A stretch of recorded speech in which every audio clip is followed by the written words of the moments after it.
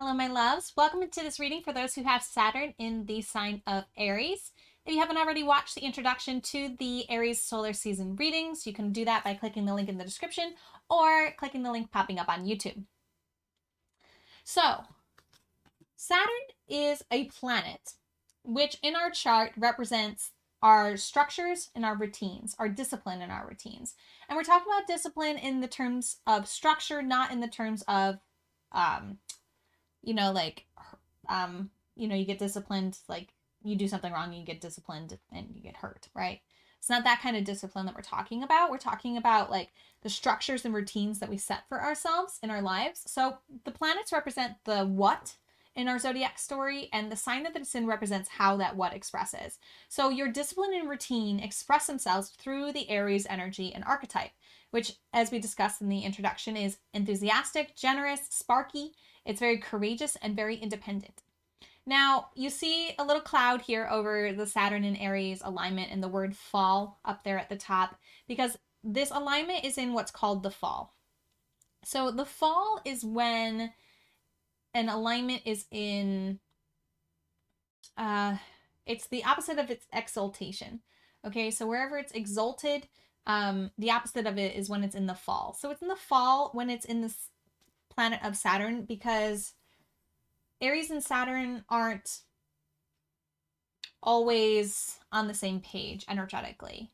I'm trying to describe this in a way that's not like doomy and gloomy, okay? The rain cloud represents this energy of like, you know how you feel on a rainy day where it feels like things don't kind of pan out for you in a way that you want it to? That's kind of the fall energies and alignments. Like when you have something that's in the fall, it just means that there's this doom and gloom kind of energy that you have to push through in order to get the benefits of the sign. Okay, so Saturn in general, what it does in our chart until it returns to the same place in the chart it was when we were born, which is known as the Saturn return, which usually happens between 28 and 30 years old. What it will do in our chart is it'll repress the gifts of this sign until it returns to the same place in your chart where it was when you were born. And then it presents you challenges through which you unlock the gifts of this sign. And I would say for you with this fall alignment that those challenges are even more extreme for you, or were extreme for you, because of the challenge of this alignment in and of itself. So Saturn itself is offering a challenge because that's what it does as a planet in your chart. It represses the gifts of anything else in that sign. But because it's in the fall in this Aries alignment, it's also repressing this gift of, is also presenting more of a challenge because that's what the fall alignment does. Okay, so it's like a double challenge. Okay, sorry if I didn't describe that in a way that made sense. Let me know if I wasn't making sense there.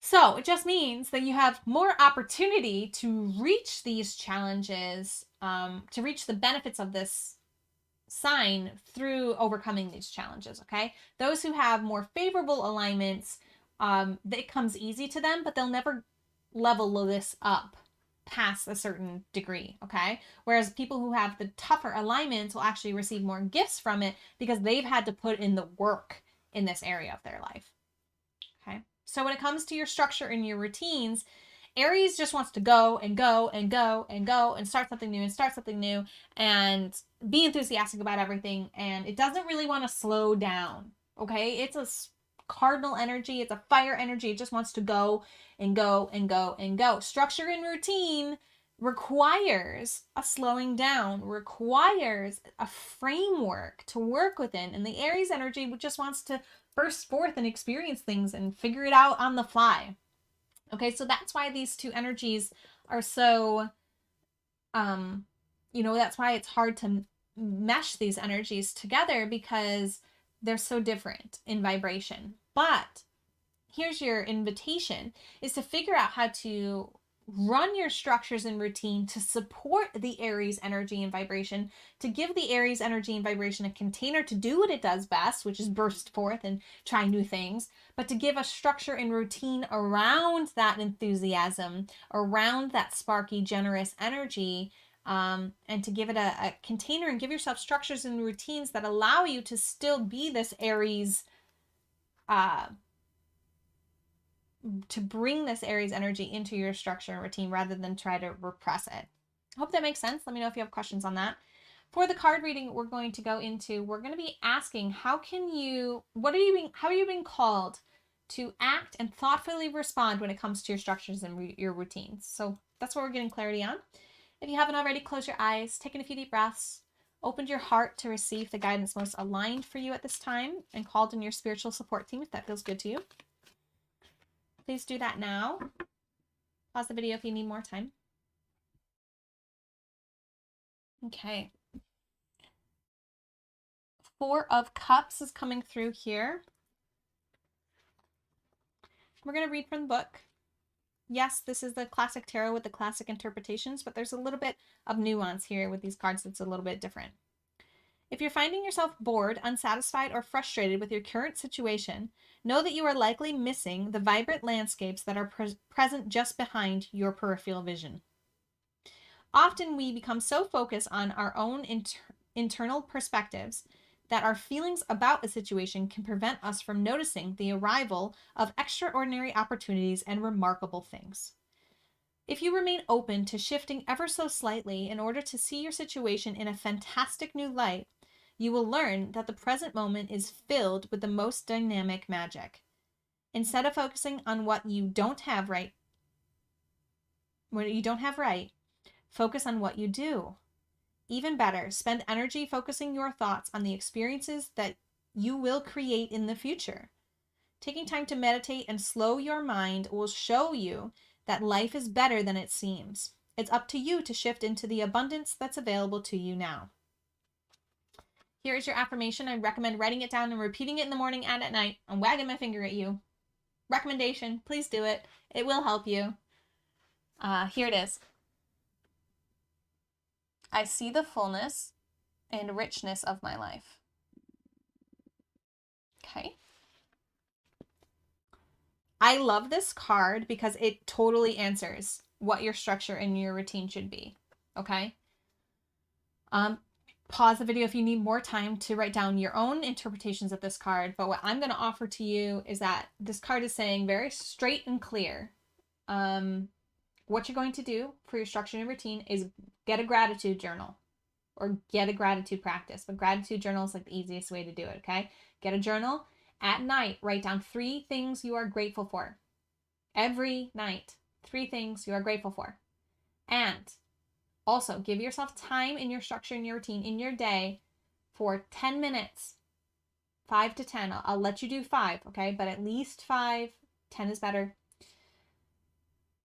Set a timer, sit and dream of the future, feel into all of the amazing things that you're calling into being. And add that to your practice, okay? What I was also feeling is you can also do a gratitude meditation for 10 minutes, 5 to 10 minutes, but just thinking about all the things you're grateful for. Another thing you can do if you don't want to do the journal is before you go to bed, make it a practice to fall asleep thinking about all the things you're grateful for. I'm grateful for this pillow. I'm grateful for these sheets. I'm grateful for this bed. I'm grateful for this roof. I'm grateful for this house. I'm grateful for this food that I ate today. I'm grateful for the experiences that I had today. I'm grateful for the support that I received today. I'm grateful for the people in my life that I interacted with today. I'm grateful for the challenges that I experienced today because I know they're helping me grow. Whatever it is, okay? But just keep that list going. And if you have to go back and repeat something, repeat it. I'm grateful for this. I'm grateful for this. You're needing to add into your structure and your routine a gratitude practice and a practice of looking at the future because you're looking at what's not right and you're missing the beautiful landscape behind you. You're missing the joy, the wonder, the magic of where you are. Stop it. Stop it. Okay? Saturn is like that's why I'm getting a waggy finger on you. Saturn is like the disciplinary of the zodiac, okay? It's like the masculine authority figure, okay? It's telling you to stop it. To stop. with the I don't have enough, with this isn't good enough, things are not right. Things are beautiful around you. Things are so vibrant. There's so much for you to be grateful for. Add into your structure and your routine a gratitude practice, a practice of meditating on the future, and you will just be blown away by how your perspective completely shifts on everything in your life.